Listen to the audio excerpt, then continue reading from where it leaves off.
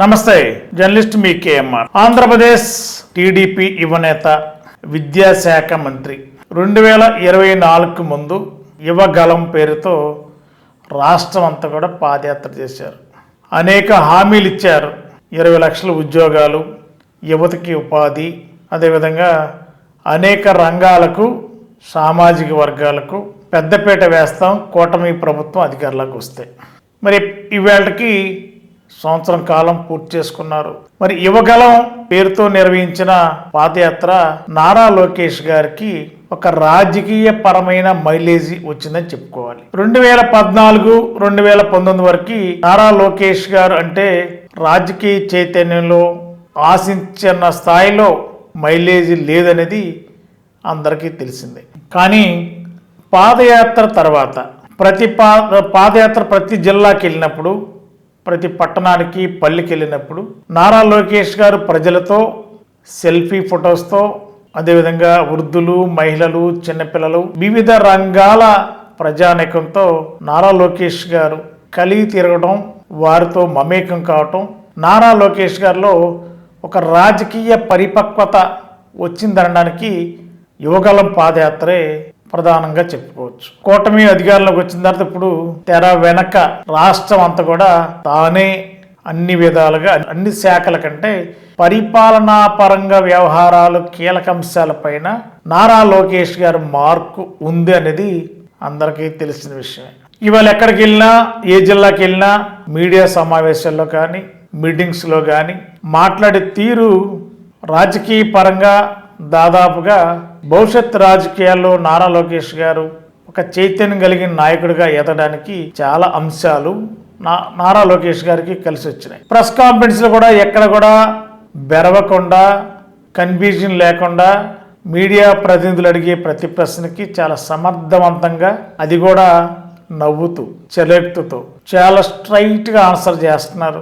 ఆంధ్రప్రదేశ్ ముఖ్యమంత్రి నారా చంద్రబాబు నాయుడు గారు నారా లోకేష్ గారిని తన వారసుడిగా భవిష్యత్ రాజకీయాల్లో నారా లోకేష్ గారు కీలకంగా ఉండాలన్నది చంద్రబాబు గారి యొక్క అభిమతం అనేది అందరికీ తెలిసిందే.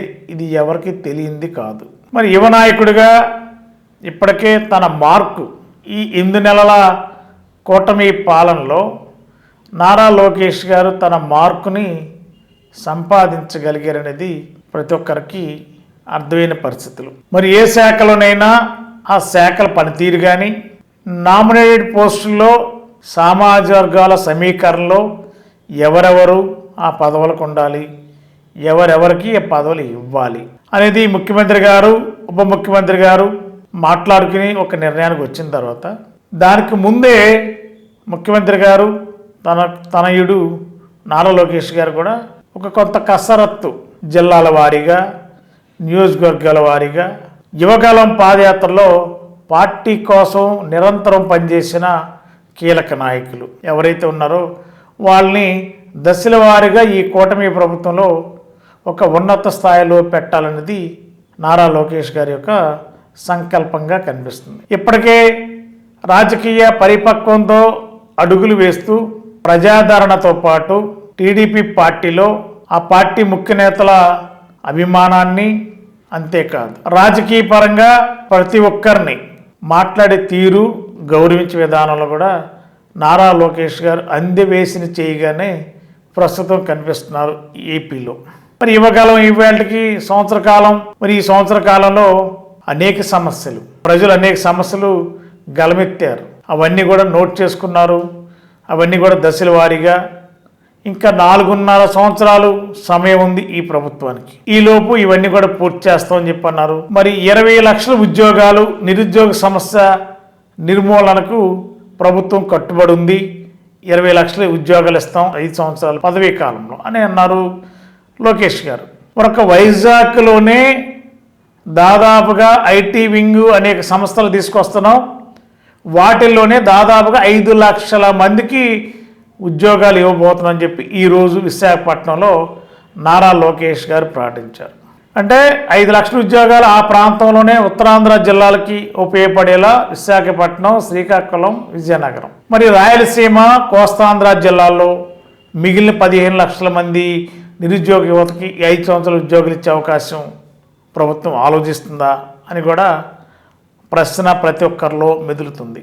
మరి ఖచ్చితంగా కూటమి పైన ప్రజలు, ముఖ్యంగా నిరుద్యోగ యువత చాలా ఆశలు పెట్టుకున్నారు. మరి ఆశల్ని చల్లార్చకుండా ఆంధ్రప్రదేశ్లో అనేక ప్రాంతాల్లో అనేక రకాల పరిశ్రమలు తీసుకొచ్చి నిరుద్యోగ సమస్య పరిష్కరించే దిశగా అడుగులు వేయాలనేది కూటమి పెద్దలు చంద్రబాబు గారు, పవన్ కళ్యాణ్ గారు, అదేవిధంగా కేంద్రంలోని బీజేపీ భాగస్వామ్య పార్టీ వీళ్ళంతా కూడా ఏపీలో ఒక కీలక నిర్ణయాలతో ఈ ఏపీని మరింత బలోపేతం చేసే దిశగా, ప్రజలకు ఇచ్చిన హామీలు అమలు చేసే దిశగా అడుగులు వేయాలనేది కూటమి పెద్దల నిర్ణయంగా కనిపిస్తుంది. మరి యువగల పేరుతో యువ నాయకుడిగా నారా లోకేష్ గారు ఒక సరికొత్త విధానానికి శ్రీకారం చుట్టారు.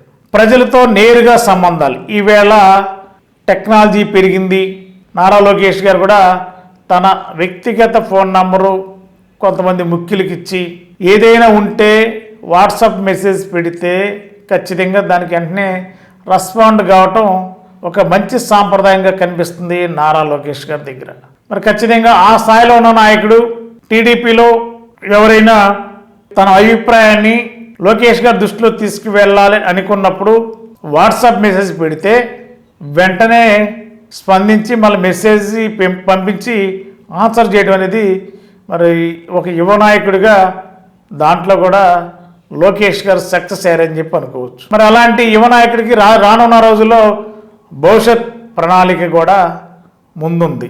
మరి ఈ 5 సంవత్సరాలు అంటే ఈ 4.5 సంవత్సరాల్లో రాజకీయంగా ఇంకా ఆరితేరిన యువ నాయకుడిగా, అదేవిధంగా ప్రజలతో ఎప్పటికప్పుడు మమేకం అవుతూ ప్రజలకు దగ్గరవుతూ అటు టీడీపీ కార్యకర్తలకి గుండెల్లో శిరస్థాయిగా నిలిచిపోయేలా మరి నారా లోకేష్ గారు వేస్తున్న అడుగులు యువకాలంతోనే సక్సెస్ అయిందని చెప్పి అనుకోవాలి. మరి యువకాలంలో ఇచ్చిన హామీలు దశల వారీగా ఏమైతే ఇచ్చారో వాటన్నిటి కూడా ఖచ్చితంగా అమలు చేసే విధంగా ప్రణాళిక సిద్ధం చేస్తామని చెప్పి అన్నారు. అవి అమలు అవ్వాలని చెప్పి ఆకాంక్షిద్దాం. Thank you. గత 20 సంవత్సరాలుగా దంత సమస్యలతో పాటు దవడ మరియు ముఖ సంబంధ సమస్యలకు చక్కని చికిత్సలు అందిస్తున్న శ్రీ రామకృష్ణ దంత వైద్యశాల, నరసింహారావుపేట, ఏలూరు. ఎమర్జెన్సీస్ లో వాడే ఆక్సిజన్ కాన్సంట్రేటర్లతో పాటు air purifier, UV light steriliser, ULV fogger వంటి పరికరాల ద్వారా పరిశుభ్రమైన వాతావరణంలో చికిత్స అందించబడుచున్నది. ఆర్వీజీ ద్వారా అతి తక్కువ రేడియేషన్ ఉపయోగించి దంత వ్యాధి నిర్ధారణ మరియు రూట్ కెనాల్ వైద్యం చేయబడుచున్నది. డెంటల్ లేజర్ ద్వారా కుట్లు లేకుండా సర్జరీలు, ఇంప్లాంట్స్ కిట్స్ ద్వారా పళ్ళు లేని వారికి ఫిక్స్డ్ దంతాలు, రూట్ కెనాల్ చికిత్సలకు ఎండో మోటార్ వంటి ఆధునిక పరికరాలు కలిగిన నమ్మకమైన డెంటల్ క్లినిక్. అత్యంత ప్రామాణికమైన ఆటోక్లావింగ్ పద్ధతిలో శుభ్రపరిచిన ఇన్స్ట్రుమెంట్స్ వాడడం మా ప్రత్యేకత. దంత సమస్యలకు చికిత్సతో పాటు విరిగిన దవడ మరియు ముఖ ఎముకలకు చికిత్స, ఎత్తు మరియు వంకర దవడలకు కాస్మెటిక్ సర్జరీ, యాక్సిలోఫేషియల్ వంటి చికిత్సలకు చిరునామా శ్రీ రామకృష్ణ దంత వైద్యశాల, వేములపల్లి రెసిడెన్సీ అపార్ట్మెంట్,